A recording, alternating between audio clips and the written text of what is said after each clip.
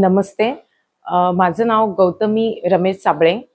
मी interior designer आहे आणि मला इंटिरियर डिझायनर ह्या प्रोफेशनमध्ये येऊन एक 14 वर्ष झालेत.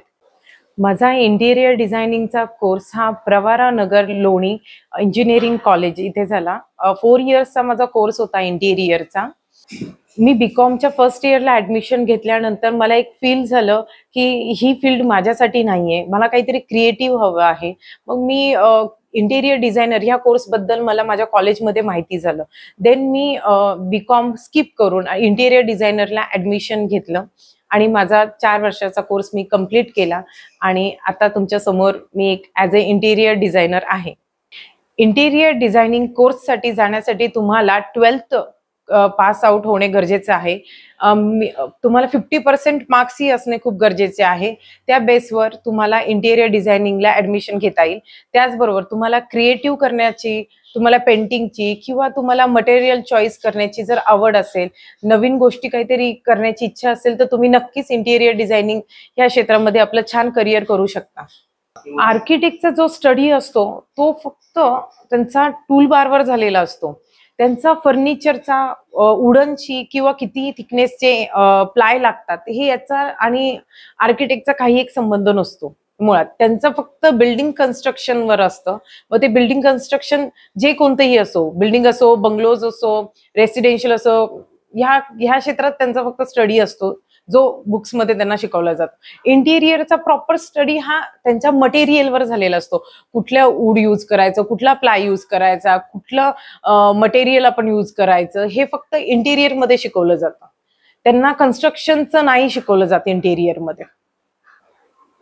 माझा फर्स्ट इंटिरियर डिझायनिंग कॉलेजला असताना मला एक आर्किटेक्ट सोबत मी एक पार्ट टाइम जॉब करत होते. तेव्हा मला त्यांच्या सोबत एक प्रोजेक्ट करायला भेटला.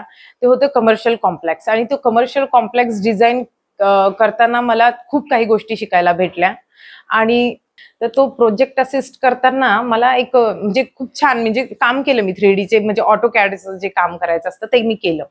पण त्यातनं नंतर त्याचे जे होल्डिंग लागले बाहेर, जे त्यांनी मला एक वेगळंच एक कॉन्फिडन्स दिला, एक वेगळं फील झालं मला.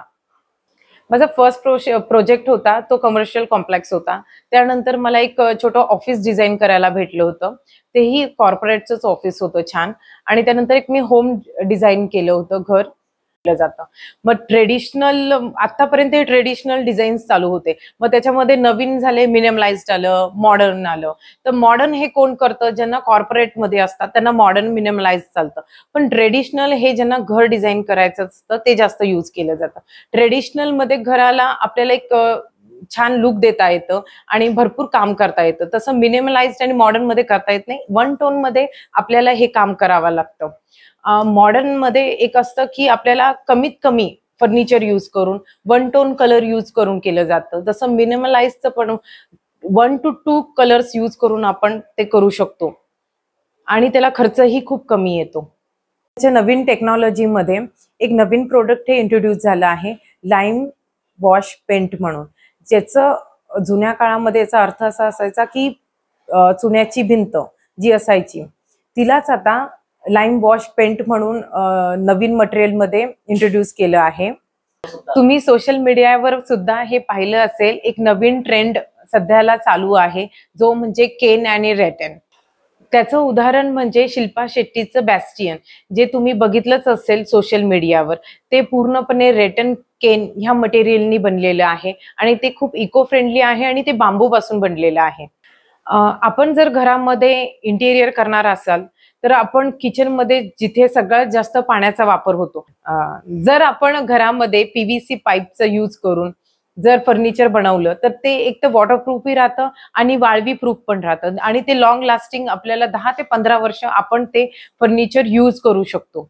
तेच जर आपण वुडनच्या ह्याच्यामध्ये गेलो तर ते आपल्याला कॉस्टली तर पडतंच, पण त्याचं लाईफ हे थोडं कमी होऊन जातं. ज्या लोकांना आपल्या घरामध्ये इंटेरियर करण्याची इच्छा आहे पण आपल्याकडे कमी बजेट आहे, आपण कसं इंटेरियर करणार, तर त्या लोकांसाठी एक सजेशन आहे की तुम्ही कमी खर्चामध्ये आपण लाईटचे इफेक्ट देऊ शकतो. त्यानंतर कमी फर्निचर यूज करून, वॉलपेपर यूज करून घराला आपल्या छानसं सजावट करू शकतो. त्याने घराचा लुक ही छान येईल. कमी खर्चामध्ये आपल्याला थोडंसं मिनिमलाइज लाईट इफेक्ट देऊन खूप सुंदर इंटेरियर करता येईल. आता मार्केटमध्ये AI जनरेटेड वॉलपेपर्स आलेले आहेत.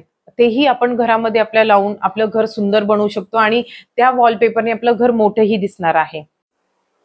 ज्या महिलांना घर सजवायला आवडतं, कुठली वस्तू कुठे ठेवायची, कलर कॉम्बिनेशन याबद्दल उत्तम नॉलेज असेल, तर त्या स्त्रियांनी नक्कीच ह्या क्षेत्रामध्ये आपलं करिअर करावं आणि ह्या क्षेत्रामध्ये येऊन आपलं नाव मोठं करावं. तुमच्या आवडीलाच तुम्ही तुमचं प्रोफेशन बनवू शकतात. महिला दिनाच्या तुम्हाला हार्दिक शुभेच्छा.